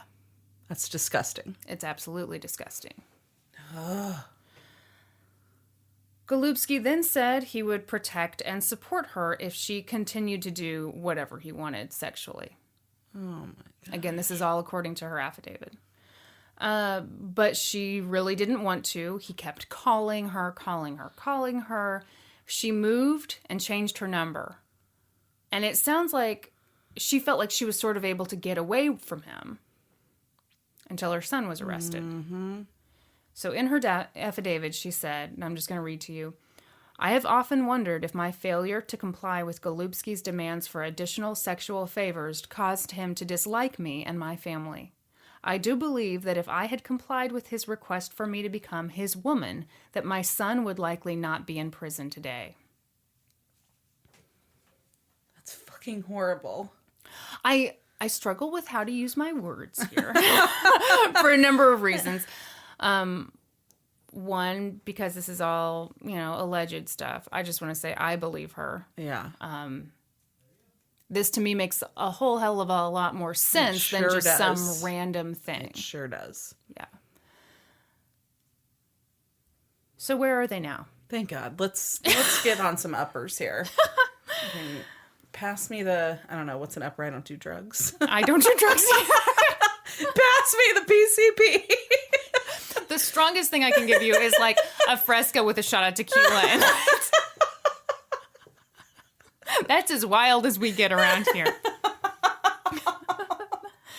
So Stacy Quinn, the woman who witnessed the crime but was never called to the witness stand in the original trial, she was shot to death 13 times in either 2000 or 2001. Okay, I'm sorry. What? This is not funny, but the way you phrased that. What? What did I say? I think she was probably shot 13 times to death. I don't think she was shot to death 13 times. You don't know. She was killed. Sprang back up. Oh, God. You're right. I'm so sorry. This is not funny. Really? Is it not funny? Oh, God. So just to be clear, you're laughing at the murder victim, not at me. Oh, God. No, so if I'm going to say it the correct way, yes, she was shot 13 times to death. There was nothing weird or freaky happening here. Okay. Golubski investigated her murder. Of course he did. Yep. Speaking of, Roger Golubski, the detective on the case, worked for the Kansas City Police Department for 35 years before retiring as a chief in, I believe, 2010. After he retired, he joined the police department in Edwardsville. He retired from that force in 2016. I think I read an article that literally said he retired from that job to spend more time with his family. Great. Last November, Wyandotte County District Attorney Mark Dupree, who is the first black elected district attorney in Kansas, announced that he is investigating Roger Golubski for preying on black women. Good. And if and when that goes to trial, we will be covering it. Stay tuned for lots of laughs. Tara Moorhead, the prosecuting attorney in Lamonte's trial, is now a federal prosecutor for the state of Kansas. Last December, she made headlines again for threatening a witness and belatedly disclosing evidence that could have helped the defendant. Neat. Yep. Judge Dexter Burdett, who proceeded over the trial and never disclosed his previous romantic relationship with the prosecuting attorney, is still a judge. Also neat. Why don't people, like, take up painting or, like, some other... Like, after something like this, why don't you go, you know what? Maybe I have other skills. Oh, yikes. Have you seen George W. Bush's paintings? Yes. He's quite good. Rosie McIntyre, Lamonte's mom, never doubted his innocence. When a reporter, and keep in mind everything she's gone through, when a reporter asked her if she could forgive the people involved in Lamonte's investigation and prosecution, she said, "I can never hate. I can never have animosity." Ugh. Yeah. Wow. Sandra Newsom, whose son, Danielle Quinn, was one of the victims, she always knew Lamonte didn't do it. She's the person who made us cry. Mm-hmm. Yes. Remember, she vowed she wouldn't visit I thought that was you. That was me. For making me listen to this fucking horrible case. I've noticed you seemed really, seemed like things were going well in your life. You need to bring me down a couple notches. This can't be for too long. It's been months and Brandi just seems happy. Oh, God. She's the one who vowed that she wouldn't visit her son's grave until Lamonte was released. After the announcement, she said about her son's grave, "I will be going because now I can close the casket." Oh, my gosh. Yeah. Lamonte McIntyre is free. Yay. I've got goosebumps again. Know. So in the past few months, he's made headlines for talking about the importance of compensating wrongfully convicted prisoners for the time they spent behind bars. I'm totally with him on that. I am too. The way I actually found out about this case was he and two other guys who I believe kind of were set free around the same time, all worked together and kind of lobbied for Kansas to change things, because Kansas is one of 18 states in the nation that offers no compensation for wrongfully convicted prisoners. And Lamonte has said he obviously wants that to change, even if it's not retroactive. Yeah. Even if it does nothing for him, he says, this is an accountability thing. Yeah. You put someone behind bars for the wrong reasons or incorrectly, the state should be held accountable. Yeah. You shouldn't be let out of prison with nothing to show for the last decades of your life. Yeah. He's currently studying to be a barber. He was a barber in prison, and that's what he wants to do now. That's awesome. Headlines Barber Academy in KCK offered him a scholarship. Yeah. Shout out to them. That's yes, awesome. That's amazing. So that's where he is now. And there was this great quote from him that I'm going to close with. He says, "I want to spend the rest of my life being happy. I don't want to be bitter. That's taking away from me. I don't have any more time to give." That's amazing. Yeah, he's awesome. Yeah. Wow. Yeah. Well, that was a horrible one, Kristin. Thank you for that. The level of corruption in that. Yeah. And coupled with how hard people tried to get the right thing. To do the right thing. That everything about this infuriates because the people who were trying to do the right thing weren't the people with any kind of power. Yeah. Yeah. Yeah. It's just deeply upsetting. Yeah. I'm ready for some justice in all this. Yeah. To me, Lamonte McIntyre getting out of prison, that's a small piece of what needs to happen. Yes.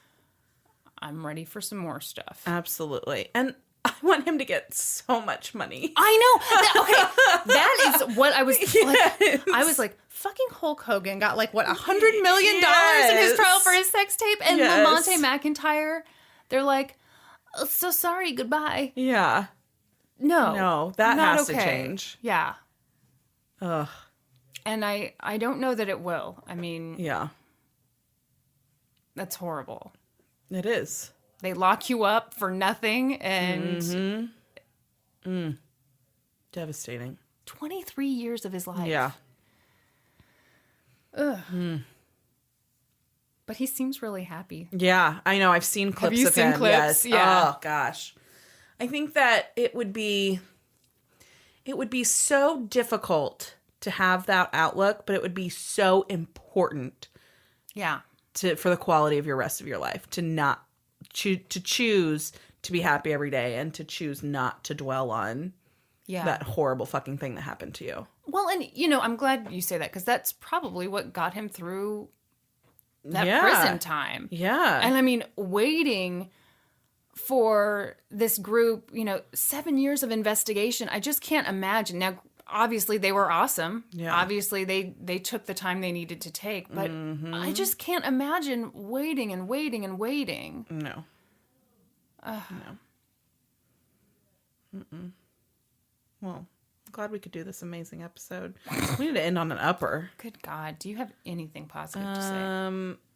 I have thoroughly vetted our happy hour nacho spot, and we're in the clear, and we can go there and enjoy it and feel no guilt about it. There's nothing worse than shame nachos. Yeah, that's right. Shame nachos are the worst. Boy. I already don't feel great about the fact that I'm just eating liquid cheese, but then you add on a potential crime. Yes. Yeah.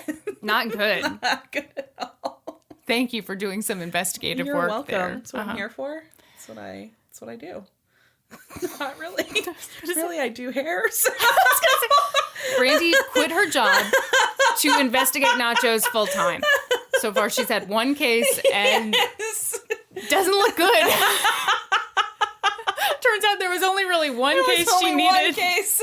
I can go back to work now. They missed you that one day at the salon. That's right. Oh my God. I'm so sorry. You did a good job of coming up with something positive, and I've shit on it. You know what people could do? They could go on and they're not going to want to give us a good rating after this. They're going to be so forget how depressed. horrible and depressing this episode was, and then go to our Facebook page, give us a like. Please, yes. Go to wherever you listen to your podcasts. If you listen to them in Apple Podcasts or whatever Android platform offers you. I'm not really sure what happens on an Android phone. Oh, listen to you. You're so snotty. So snotty. Guys, in case you didn't gather, Brandi has an iPhone. This whole segment is dedicated to you knowing that Brandi has an iPhone. Subscribe to us there. Leave us a rating. Leave us a review. And then we also have a Twitter, which is Let's Go the number 2 Court.